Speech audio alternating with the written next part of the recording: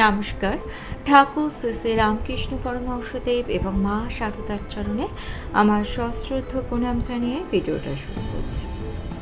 আপনার কি কখনো মনে হয়েছে যে আমি তো কোনো অন্যায় কাজ কখনো করিনি, সবসময় সৎ পথে চলি, কারোর ক্ষতির কথা ভাবিও না, সবসময় ভগবানের ওপর বিশ্বাস রাখি, তা সত্ত্বেও আমার জীবনে এত দুঃখ দুর্দশা কেন?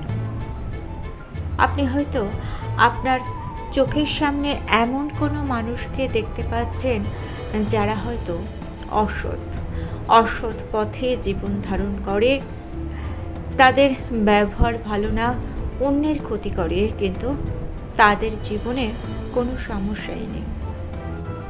এইসব দেখে স্বভাবতই সকলের মনেই প্রশ্ন জাগে যে ভালো মানুষেরাই কষ্ট পায় কেন? আজকের ভিডিও তাদের জন্যই, যারা বাইরে থেকে হাসছেন কিন্তু মনের ভেতরে এই প্রশ্নটাকে বয়ে বেড়াচ্ছেন যে ভালো মানুষের জীবনেই দুঃখ কষ্ট কেন আসে। শ্রী রামকৃষ্ণ পরমহংসদেবের উপদেশ এবং মা শারদার দৃষ্টিভঙ্গির ওপর ভিত্তি করে এই ভিডিওতে আলোচনা করব। ভিডিওটা পুরো দেখার অনুরোধ রইল, কারণ ভিডিও শেষে এমন কিছু কথা বলবো যেগুলো হয়তো আপনার দৃষ্টিভঙ্গি ভাবনাকে পরিবর্তন করে দিয়ে আপনার মনটাকে আনন্দে ভরিয়ে দিতে পারে। আপনার মনের সমস্ত প্রশ্নের উত্তর হয়তো আজকের এই ভিডিও থেকেই আপনি পেয়ে যাবেন। প্রথমে জানব ভালো মানুষ কষ্ট পায় কেন। একটা উদাহরণ দিই। হয়তো একজন মানুষ সারা জীবন কোনো অসৎ পথ অবলম্বনই করেননি, সারা জীবন পরিশ্রম করে তিনি অর্থ উপার্জন করেছে, অন্যের দুঃখে কষ্টে এগিয়ে গিয়েছেন। কেউ অপমান করলেও সেই অপমানের প্রতিশোধ নেওয়ার কথা তার মনেই হয়নি, কিন্তু জীবনের শেষের দিকে এসে তিনি দেখতে পারলেন বা বুঝতে পারলেন যাদের জন্য তিনি এত কিছু করেছেন, যাদেরকে তিনি ভালোবেসেছেন, নিজের মনে করেছেন, তারাই কিন্তু তাকে দুঃখ দিয়েছে সব থেকে বেশি।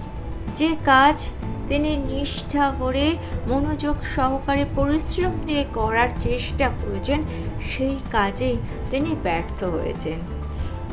এই রকম একটি মানুষ ঈশ্বরের সামনে এসে দাঁড়ায় এবং ঈশ্বরকে প্রশ্ন করে যে আমি তো খারাপ করতে কিছু চাইনি, আমি তো কারো খারাপ চাইনি, আমি তো সৎভাবে বাঁচতে চেয়েছি, তারে আমার জীবনে এত সমস্যা কেন?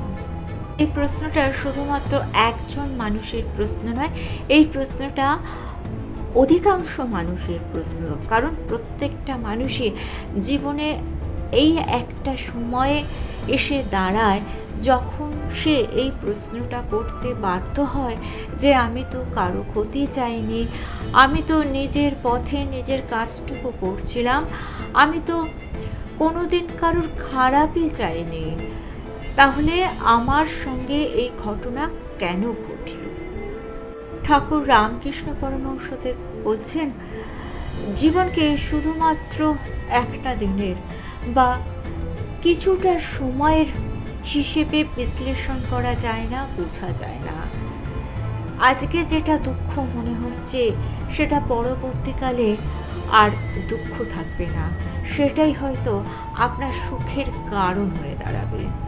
ঠাকুর বলছেন যে আজ হয়তো তুমি হেরে গিয়েছো, কিন্তু এই হারাটা থেকেই ঈশ্বর তোমাকে এমন একটা শিক্ষা দিচ্ছেন, যেই শিক্ষাকে গ্রহণ করে তুমি ভবিষ্যতে কিন্তু জিততে পারবে। হয়তো কোনো মানুষ আমাদেরকে ছেড়ে চলে গেছে, তখন আমরা দুঃখ পাই, কিন্তু আমরা এটা ভেবে দেখি না যে এই ঘটনা আমাদেরকে শেখালো যে কার ওপর আমরা বিশ্বাস করব আর কার ওপর বিশ্বাস করব না। অর্থাৎ কেউ যদি আপনাকে ছেড়ে চলে যায়, তাহলে দুঃখ না পেয়ে এটা ভাবুন যে কারুকে জোর করে আপনি কোনোদিন আটকে রাখতে পারবেন না। সে চলে যাওয়ার ছিল, তাই সে চলে গেছে।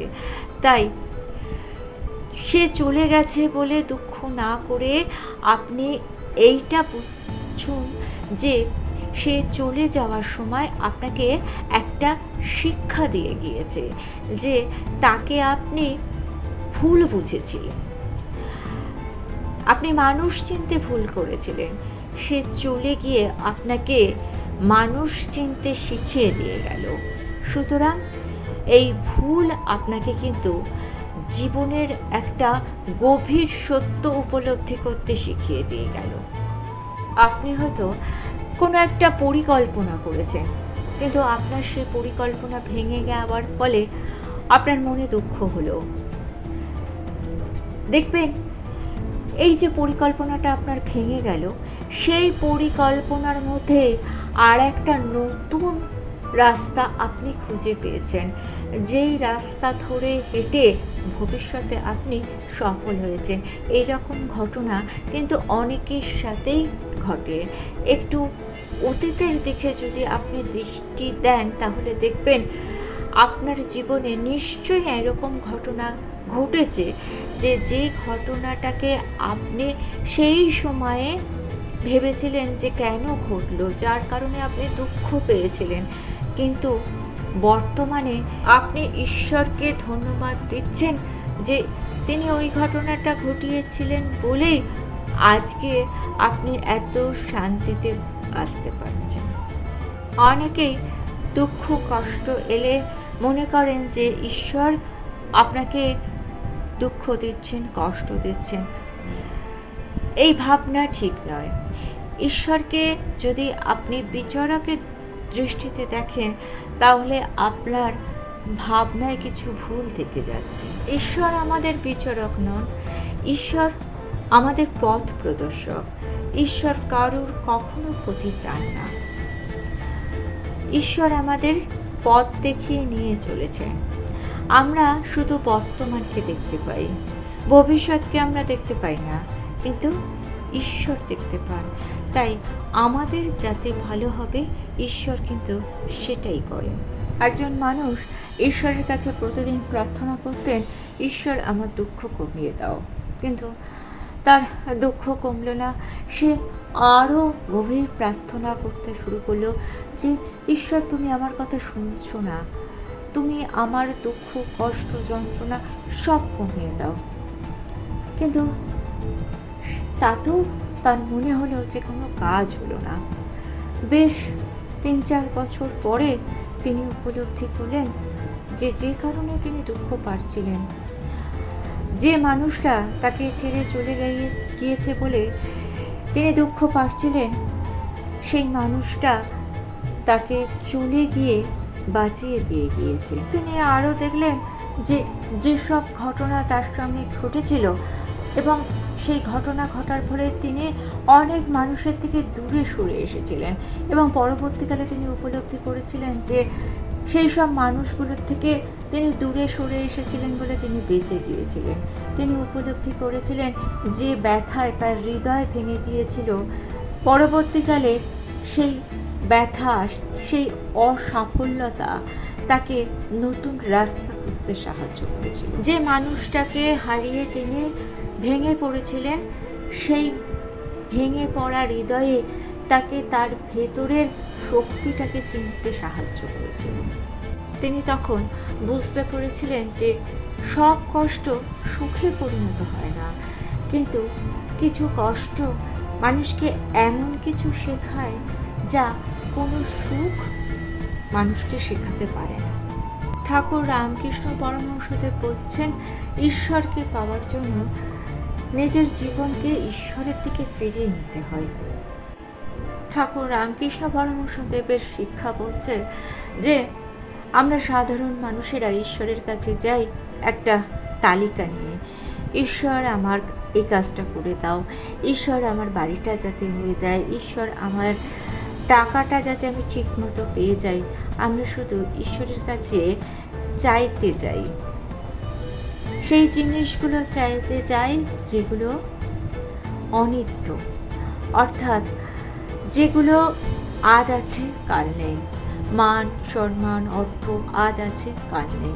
আমরা কখনো ঈশ্বরের কাছে ভালোবেসে যাই না। আমরা কখনো ঈশ্বরের কাছে গিয়ে বলি না যে ঠাকুর তুমি কেমন আছো। ঠাকুর বলছেন যে তারও তো ইচ্ছে করে যে কেউ তার সঙ্গে দেখা করতে আসুক। আমরা ভগবানের সঙ্গে দেখা করতে যাই নিজের স্বার্থে, কিন্তু আমরা যদি পুরোপুরি আত্মসমর্পণ করি, আমরা যদি ঈশ্বরের সঙ্গে একটা সম্পর্কে যুক্ত হই, আমরা যদি মনে করি যে আমরা আমাদের মায়ের সঙ্গে দেখা করতে যাচ্ছি কিংবা আমাদের পিতার সঙ্গে দেখা করতে যাচ্ছি, তাহলে কিন্তু সম্পর্কটা অনেক শক্তিশালী হয়। যেখানে চাওয়া পাওয়ার হিসেব থাকে না, সেখানে মন পবিত্র হয়। তাই ঠাকুর বলছেন ঈশ্বরের দিকে মন ঘুরিয়ে নাও। শ্রী মা সারদা দেবী স্বয়ং অনেক দুঃখ কষ্টের মধ্যে দিয়ে চলেছেন। তিনি জগৎ জননী, কিন্তু যেহেতু তিনি মানুষ রূপে জন্মেছিলেন, তিনি কিন্তু এই জগতে দুঃখ কষ্ট সব কিছু নিজে সহ্য করেছেন। তিনি সব কিছু সহ্য করেছেন এবং মানুষকে ঈশ্বরমুখী করার চেষ্টা করেছেন। মায়ের একটা গভীর শিক্ষা যে যদি শান্তি চাও কারো দোষ দেখো না। এটা খুব সাধারণ একটা কথা হলেও আমরা কিন্তু এর অর্থ বুঝতে পারি না। এর অন্তর্নিহিত অর্থ হচ্ছে আমাদের কষ্টের মূল কারণ কি বলুন তো? আমাদের কষ্টের মূল কারণ হচ্ছে অন্য কোনো মানুষ কে আমাকে কি বলেছে, কেন বলেছে, আমি যার সঙ্গে ভালো ব্যবহার করেছি সে আমার সঙ্গে কেন এরকম ব্যবহার করলো। এই কেন প্রশ্নটাই আমাদের মনে কষ্টের কারণ। আমরা ভাবি যে সে আমাকে সম্মান দেয়নি, যে মানুষটার কথা বলছি সে মানুষটা আমাদের চোখের সামনে নেই, কিন্তু সেই মানুষটাকেই আমরা সব সময় সারাদিন ভাবছি নিজের কষ্টের কারণ সেই মানুষটাই। সেই কারণেই মা বলছেন যে অন্যের দোষ খুঁজতে খুঁজতে নিজের শান্তিটাকে হারিয়ে ফেলুন। এর মানে এই নয় যে অন্যায়টাকে অন্যায় বলা যাবে না। এর মানে এই নয় যে অত্যাচারকে সবসময় সহ্য করতে হবে। এর মানে হচ্ছে যে অন্য কেউ যেন তোমার মনের মালিক না হয়ে যায়, তোমার মনের নিয়ন্ত্রণ যেন তোমার হাতেই থাকে। মা বলছেন কেউ যদি তোমার সঙ্গে খারাপ ব্যবহার করে, সেই খারাপ ব্যবহারটাকে মনে রেখে তুমি সারাদিন তোমার দিনটাকে খারাপ করো না। এখানে একটা প্রশ্ন হচ্ছে যে ভালো মানুষ হওয়া মানে কি সমস্ত অন্যায় মেনে নেওয়া? ভালো মানুষ হওয়া মানে কি সমস্ত কিছু মাপ করে দেওয়া? না, ভালো মানুষ হওয়া মানে সমস্ত অন্যায়কে প্রশ্রয় দেওয়া নয়। ভালো মানুষ হওয়া মানে আপনি কাকে দূরে রাখবেন আর কাকে আপনি কাছে রাখবেন সেটা আপনাকে ঠিক করতে হবে। কাদের থেকে আপনি দূরত্ব বজায় রাখবেন সেটা আপনাকে বুঝতে হবে। অর্থাৎ যারা আপনার মানসিক যন্ত্রণার কারণ, যেখানে আপনার আত্মসম্মান থাকছে না, সেখানে আপনি যাবেন না। যাদের সঙ্গে সম্পর্ক আপনার মনের দুঃখের কারণ, তাদের সঙ্গ আপনি এড়িয়ে চলুন। ঠাকুর ও মায়ের শিক্ষা আমাদের শেখাচ্ছে যে কষ্টের সময় নিজেকে দোষ দেবেন না। দুঃখ কষ্ট জীবনে আসে, কিন্তু দুঃখ কষ্ট এলেই ভাববেন না যে আপনি খারাপ তাই আপনার জীবনে দুঃখ কষ্ট আসছে। আজকের দুঃখ কালকে আপনার সুখে পরিণত হবে। ঠাকুর ও মায়ের শিক্ষা আমাদের শেখাচ্ছে জীবনে দুঃখ কষ্ট যতই আসুক না কেন, ভগবানের ওপর যদি বিশ্বাস রাখেন তাহলে দুঃখ কষ্ট আপনার তাড়াতাড়ি কেটে যাবে। আর নিজের দুঃখের কথা অন্য কাউকে বলবেন না। নিজের দুঃখের কথা আপনি যদি অন্য কাউকে বলেন, তাহলে আপনার দুঃখের অনুভূতি অন্য কেউ উপলব্ধি করতে পারবে না। শুধু তাই নয়, আপনার দুঃখের কাঁদার লোক আপনি কম পাবেন। আপনার দুঃখে অনেকেই কিন্তু আনন্দ পাবে। তাই দুঃখ কষ্টের কথা যদি বলতে চান, তাহলে ভগবানের কাছে বলুন, ভগবানের কাছে আত্মসমর্পণ করুন। আপনি আপনার আশেপাশে যাদেরকে হাসি মুখে ঘুরে বেড়াতে দেখছেন, জানবেন তাদের কষ্ট আপনার থেকে হয়তো অনেক বেশি। উপর থেকে দেখে সবাইকে বোঝা যায় না। তাই দুঃখ কষ্ট জীবনে এলে ঈশ্বরের উপর বিশ্বাস রাখুন। প্রত্যেক দিন 2 মিনিট হলেও ঈশ্বরের নাম করুন। কাজ করতে করতেও ঈশ্বরের নাম করতে পারেন। নিজের ভেতর কোনো রাগকে পুষে রাখবেন না। সেই জন্যই মা বলছেন যে অন্যের দোষ দেখো না। অর্থাৎ নিজের ভেতর অন্যের দোষকে বা অন্যের সম্বন্ধে অভিযোগকে যদি আপনি পুষে রাখেন, তাহলে আপনার নিজের মনের ভারই বাড়বে। তাই অন্যের দোষগুলোকে আপনি দূরে সরিয়ে রেখে নিজের পথে এগিয়ে চলুন। ভিডিওটা ভালো লেগে থাকলে চ্যানেলটাকে সাবস্ক্রাইব করে নিয়ে পাশে থাকা বেল আইকনটা প্রেস করে দিয়ে অল অপশনটা ক্লিক করে দেবেন। তাহলে যখনই নতুন কোনো ভিডিও আপলোড করব, তার নোটিফিকেশন আপনাদের কাছে পৌঁছে যাবে। ঠাকুর ও মায়ের চরণে প্রণাম জানিয়ে আজকে এই পর্যন্তই। Thanks for watching.